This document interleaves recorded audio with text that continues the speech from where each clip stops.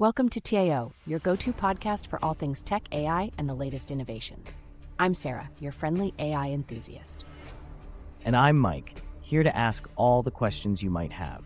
So what's on the docket today, Sarah? First up, let's talk about DeepSeek, a Chinese AI model maker that's just released an updated reasoning model called DeepSeek R1528.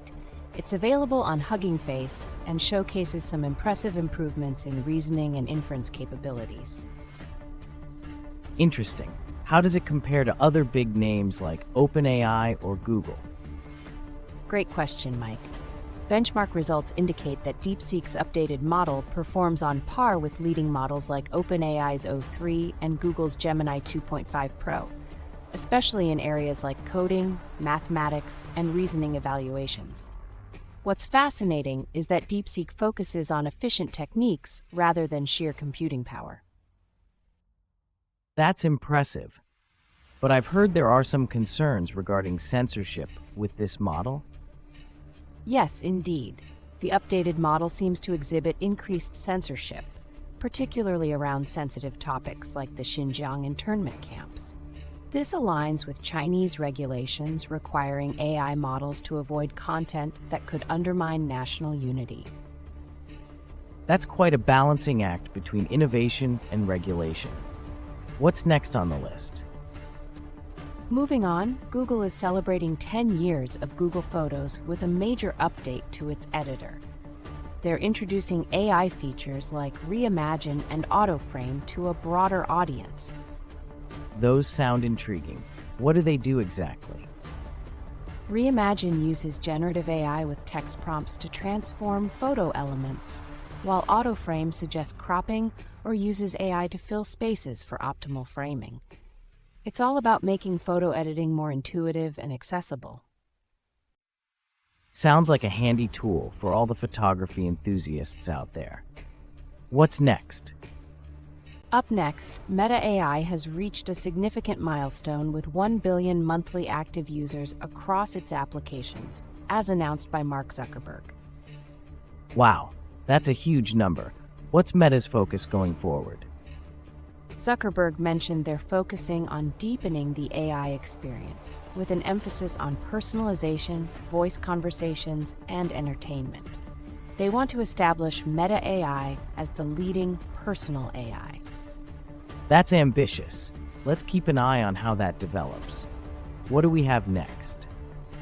Up next, Meta AI has reached a significant milestone with 1 billion monthly active. Microsoft is rolling out a beta version of its Copilot for gaming through the Xbox app on iOS and Android.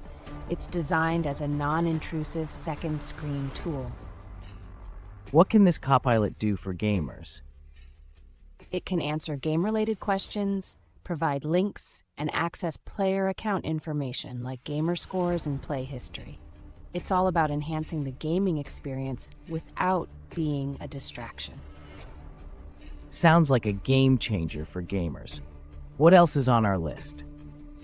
NVIDIA's Q1 earnings reveal a significant financial impact from the Trump administration's chip export restrictions, with a $4.5 billion charge and lost sales in China. That sounds serious. How is NVIDIA planning to navigate these challenges? They're preparing to sell new, compliant AI chips in China, like the stripped-down AI GPU codenamed B20. It's a strategic move to meet U.S. regulations while catering to the Chinese market. It's a tough situation for NVIDIA. What's our next topic?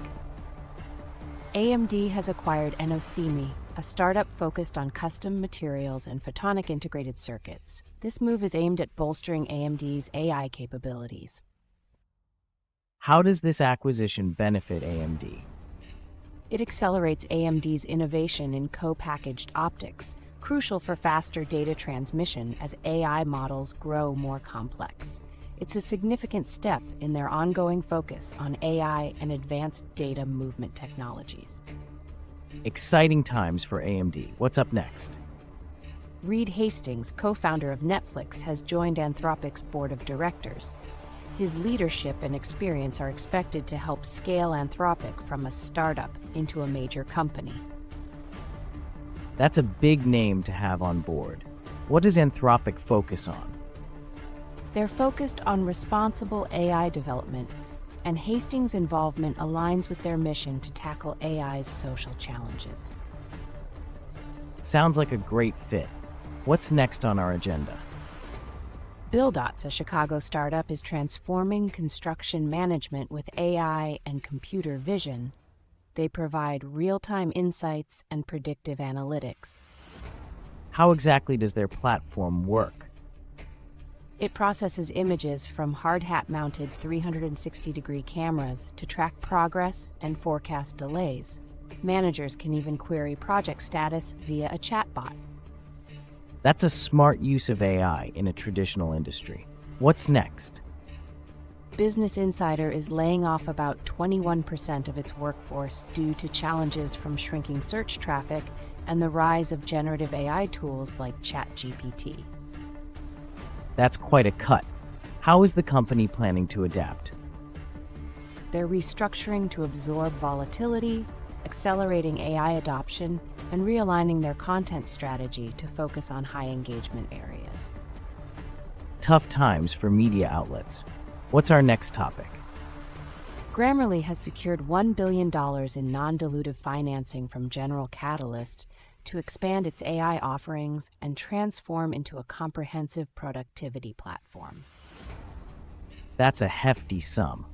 What are Grammarly's plans with this investment? They plan to use the capital for sales, marketing, and strategic acquisitions, aiming to develop more communication-based productivity tools. Exciting developments for Grammarly. What's next? India is expanding its AI capabilities by procuring an additional 14,000 GPUs under the India AI mission, bringing the total to over 32,000 units. That's a significant expansion. What's the goal here? The initiative aims to democratize AI access, strengthen national compute capacity, and drive technological transformation. Ambitious plans for India. What's next on the list? Odyssey, a startup by self-driving pioneers, has created an AI model enabling interactive streaming video, allowing users to explore scenes like in a 3D game. That sounds innovative. How does it work? Their world model predicts future world states and generates video frames for realistic, spatially consistent, interactive experiences. A fascinating concept. What's next? The New York Times has entered a multi-year agreement to license its editorial content to Amazon for use in training its AI platforms and products like Alexa. That's a significant partnership. What does it involve? Amazon will display summaries and excerpts, provide direct links, and use the content to train its foundation models. A strategic move for both parties. What's next? Wipro Limited has launched its global Wipro Innovation Network, aiming to drive client-centric co-innovation with frontier technologies. What's the focus of this initiative? A key component is the new Innovation Lab in Bengaluru, which will explore solutions like agentic AI, robotics, and quantum computing. Sounds like a hub of innovation. What's our final topic? Finally, Elon Musk's AI venture, xAI, has secured a $300 million investment from Telegram to integrate its chatbot Grok into the messaging platform. That's a big partnership. What are the details? Telegram will provide cash, equity, and a share of revenue from Grok subscriptions. It's a strategic move for both xAI and Telegram.